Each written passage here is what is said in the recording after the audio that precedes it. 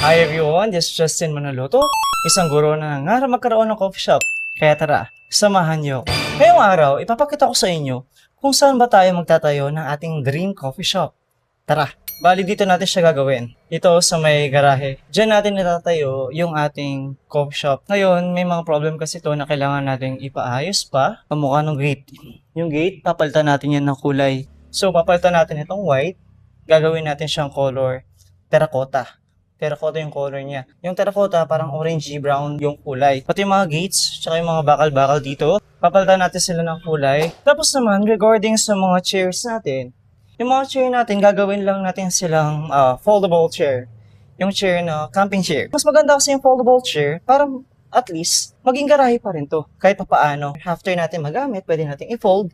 Tapos itabi, garahe ulit siya. So, ganun yung gagawin natin. And nakagandahan kasi dito, bakit dito ko siya pinili?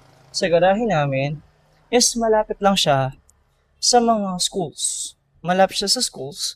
Kaya, ito yung pinili natin. And nasa main road din kasi tayo. So, mas nakita ng mga customers na dito yung coffee shop natin. Tapos naman, dito natin ilalagay yung ating menu board. Dito natin siya ilalagay. Yung machine natin, ilalagay natin siya dito. Papagawa din tayo ng counter dito. So, dito and dito siya. Yan ang gagawin natin for our coffee shop.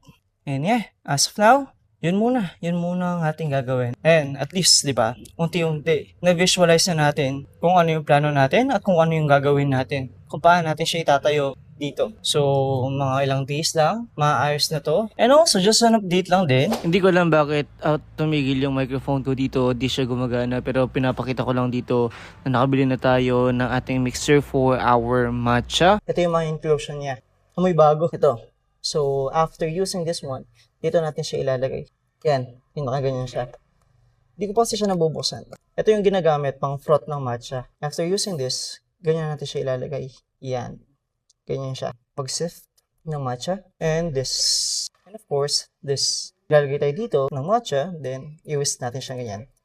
Try natin yung mga yan. Once na na-finalize na natin yung mga ating coffees, so try na natin yung matcha. Matcha and yung mga other non-coffees. So ating palang non-coffees, ayan, i-try natin yung matcha. Nakagawa na din tayo ng strawberry milk. Actually, yung strawberry milk natin, masarap siya. Kung saan, yung lasa niya, para siyang strawberry milkshake. Ganun yung lasa niya. Tapos, meron din tayong chocolate milk, matcha, blue butterfly pea.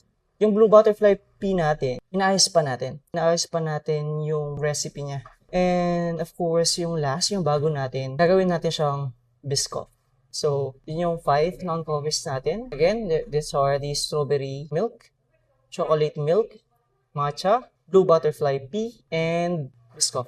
So, yun yung 5 non-coffees natin. So, yun muna. At least, diba, nakakabili tayo ng mga gamit at nakapag-conceptualize na tayo kung ano magiging itsura ng ating coffee shop. Konti na lang, malapit na. Magagawa na din natin yung ating coffee shop. Kaya, muli, samahan nyo ko. See you sa Sea Cafe. Bye! Grabe yung panahon ngayon. Tingnan mo, oh. Konting galaw ko lang, pawis na ako. Alam mo ano masarap ngayon? Iced coffee. Tara, see you sa Sea Cafe. Bye!